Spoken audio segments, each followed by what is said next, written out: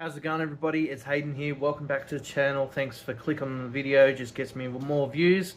If you haven't subscribed already, subscribe to the channel.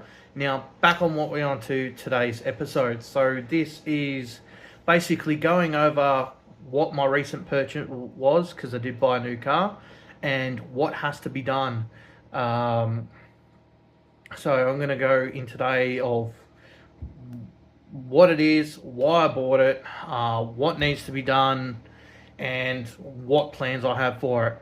So I'll see you guys in a second, and we'll go straight on to what we're doing. See you guys in a sec.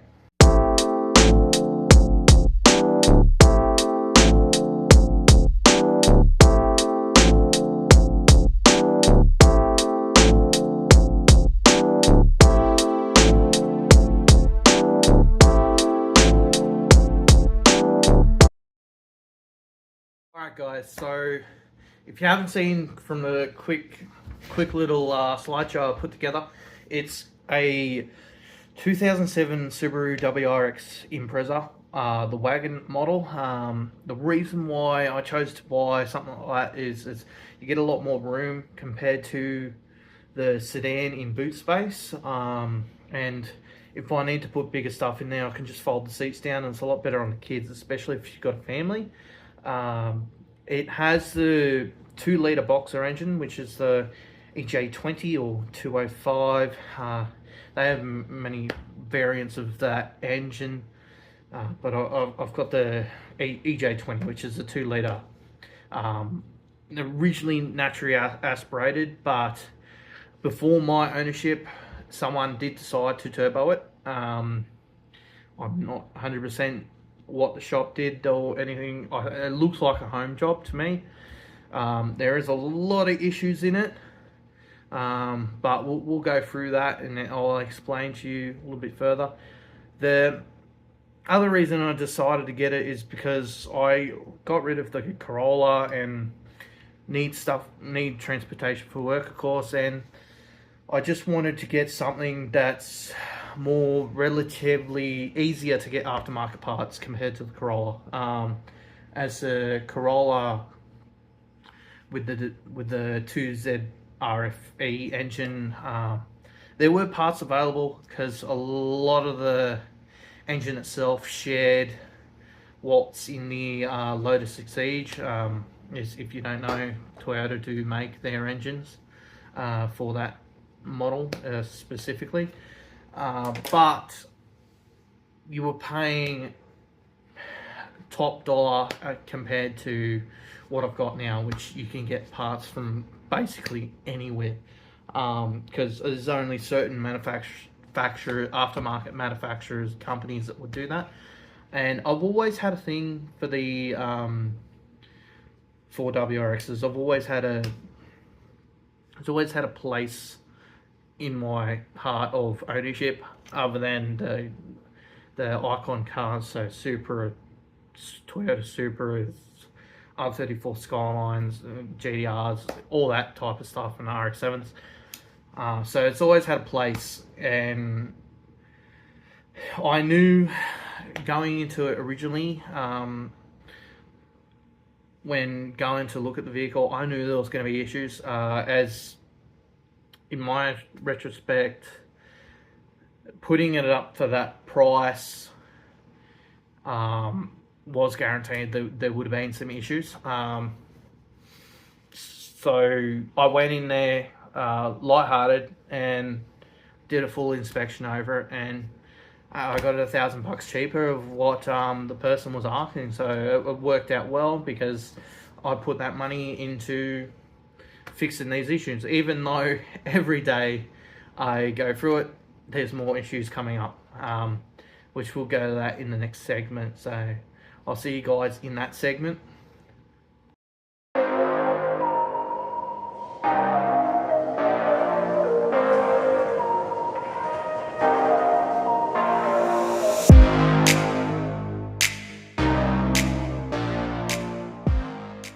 Alright guys, so as you've seen in the quick slideshow I just showed there of some of the issues that I arose over doing a full inspection of the vehicle yesterday when I was doing services and stuff like that.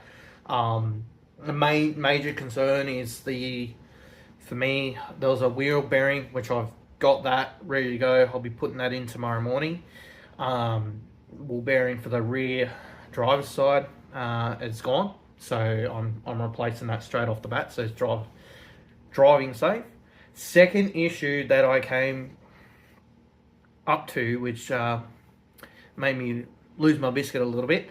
Sometime in its life, some people that shouldn't be touching cars decided to do a caliper upgrade, right? And they obviously didn't read into it of doing it correctly, which usually, if you're getting a bigger caliper setup, you obviously get the rotors to suit. Unfortunately, they kept the stock standard rotors on the car, so entailed that there was a big gappage between the calipers and the brakes themselves. So I've got about probably a 10 mil gap on the top of the brake pads that the contact surface isn't touching, which has created a groove, which is not particularly what I wanted. Because I'll probably have to upgrade that very soon, because I wouldn't want to get the brakes down to the point that they touch each other, because that wouldn't be good, because the brakes would no longer work. So that's the big thing I'll be changing next. Second thing, the steering knuckle on the passenger front is not the right knuckle for the car. So they took it off another model. I'm not really narrowed down on what parts go on what models, but the speed sensor won't plug into the back of the steering knuckle, so I need to replace that. And which is a pain, because they're not cheap parts to replace. I'm actually half tempted on buying one that's currently had a smash or a prank in the rear, and just changing the whole setup from that car to this car underneath, which it gets expensive looking at everything I need. Other things, so I think the third thing, or the fourth thing, would be the tie rod ends. They're pretty shot, and why I thought, while I'm doing all this upgrades, I may as well replace all the bushings while I'm at it, as you know, it makes it better knowledge in my head, and knowing it's gonna be right for the job, and the car's gonna drive safely, and not be worn out, as a lot of the bushings are underneath the car. Fifth one would probably be, what else I got on this list? So the fifth one would obviously be fixing either replacing the map sensor, or getting a tune done to it, because with the map sensor, when I get to about 3,000 upwards, the boost curve drops. It stalls. It doesn't stall the car, it just stalls in power. So the RPM will just sit there for a minute, and it was just like it's either over fueling or something like that. But I believe this car hasn't got a aftermarket ECU, so I believe it's probably running rich anyway, due to the increase in air pressure inside the whole system. I believe the ECU is freaking out.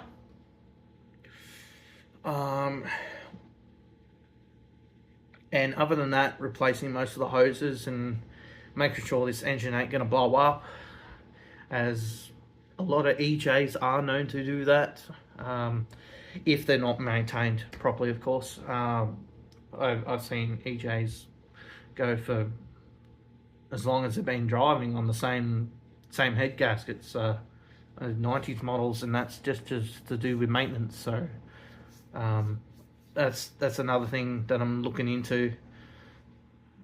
The it just goes on, and the bills just keep piling up. So that's what I've just got to work out. What's the best way to do it? Either buy brand new aftermarket parts, or get secondhand used but good parts. If you have a suggestion, please leave in a comment what you think I should do. Either buy brand new, buy secondhand parts, or the third option would be to buy a complete roller and just transfer everything across. Sixth item would be to obviously fix up the gauges where they're sitting, because I didn't do it professionally. I myself would like to fix it up so it's a lot neater. And that's it for as far at this stage. It may increase on the list of stuff to do. So the next segment would be going in to see what we're going to do next. So I'll see you guys in a second when we get to the next segment. Alright, welcome to the segment of things I would love to do to this car. Firstly, would be obviously getting it running and safe and everything like that. Second things is I'd like to work on the interior a bit and make it a lot nicer than what it currently is. Like, don't get me wrong, the interior is surprisingly still in one piece and it looks pretty okay, but there's a few things that I want to do to personalize my wagon. So one of them would be to obviously, in the center trims that go around the radio and your aircon system and the vents and stuff like that, I'd like to change either to wrap it in a certain color or paint it permanently. Second thing would be to fix up the pod gauges, put it on a side pillar pod gauges. Third thing would be to install some more gauges in the center. So where the current clock sits in the center, the clock doesn't work anymore. So I would like to just change it out to get the STI 3 gauge unit that sits in the center there, clips in nicely. So I can have the water, oil, pressure and volts in there. So it's quite all the same. And then with the interior, I'd like to obviously fix up the rear, because the rear is actually not made for the car. So the rear seats are from a more luxury, different, I think a newer model that they've just chucked in there. So I've secured it for now, so it's safe to have people in the back.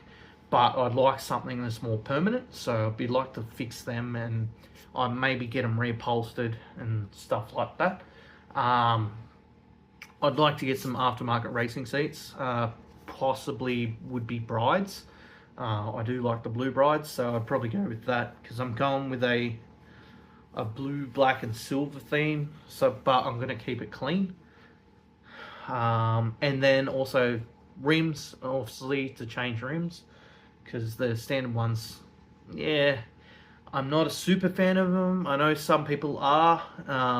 It's just not me, as I do a lot of modifications to my own cars. Most of this will be done by myself, and I'd love to take you guys along the journey and show you.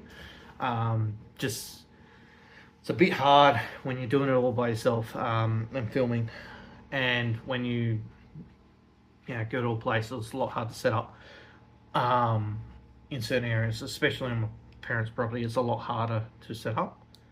So the other thing, a couple more things.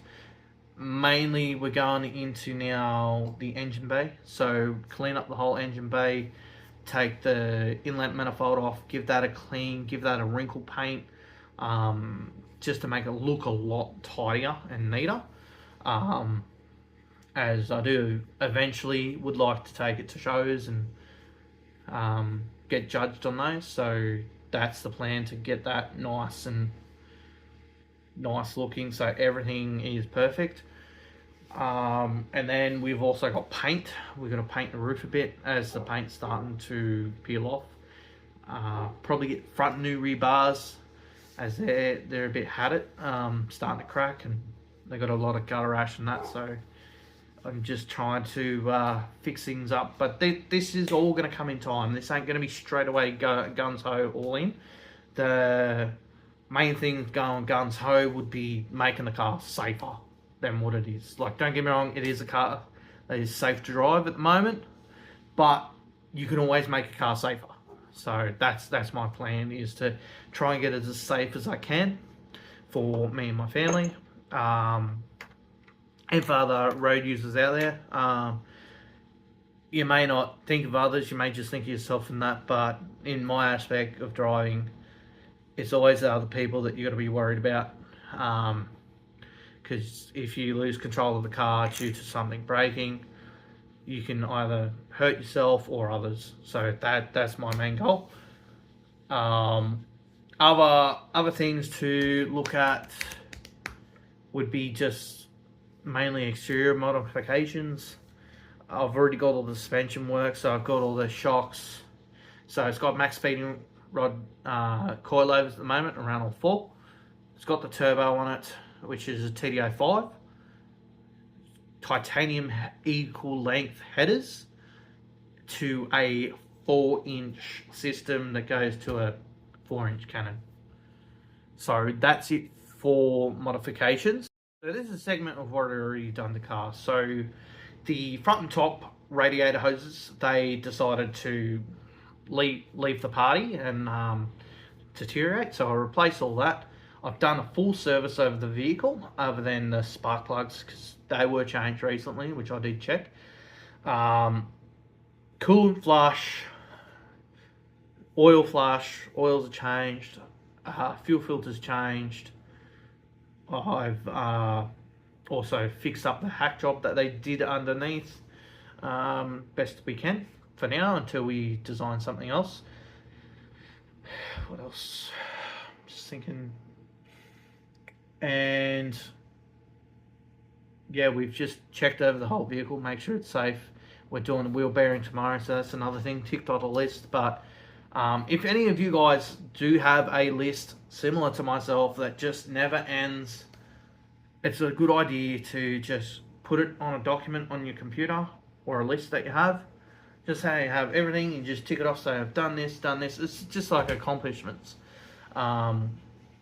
And that's what we're in for, is just fixing vehicles that need a little bit of love, and that's what I'm about. And that's why the Cordia Turbo is currently stripped, because we're currently waiting on a car rotisserie, which is a fair bit of money, because we're doing the whole lot on that car, which you will see the whole rebuild. Sorry that you guys didn't see the full dismantle, because sometimes, let's be real, my dad gets into it and I wasn't there half the time, so a lot of it was done by my father, which is highly appreciated. He didn't have to do it, but he decided in his time to go in and go guns ho at it, which it's awesome. The amount that's happened in the last year. I only picked the car up this time last year, so it's crazy to see how quickly you can get something that's blown motor, everything still all together, just completely just a shell and ready to go on and be restored. So that's what we're waiting on now, and then we can start the underbody painting and fixing all the rust and getting everything powder coated and looking nice so it goes back together. So guys, if you want to keep seeing videos, I know this one wasn't so awesome, but if you want to keep seeing videos of the Cordia, my Subie up front, please don't forget to hit that subscribe button, and not just that, hit the bell icon, because you hit the bell icon, that guarantees you that you will see the next video once it's uploaded. And if anyone has questions about car reviews and stuff like that, they will be coming. I've just got to organise it. around the people I know to do car reviews and stuff like that. I'll try and get them in a bit more eccentric than just a standard day-to-day car, because you do see you can just go on any of the review places that do it on YouTube, which there's abundance of them. But we're about different. We're about the golden car community, and I know it's quite large around here, especially for the racetrack that's just down the road. So definitely like to get into that and eventually race either the Cordia and get the Impreza set up for racing as well. So racing but street. So that's the plan. Okay guys, well, thank you for tuning into my yarn, and if you are interested in, you know, following the build, you know what to do, guys. And if you have anything, just leave a comment in the comment section down below. See you guys in the next one.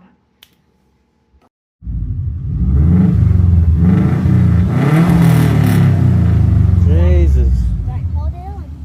Don't touch it.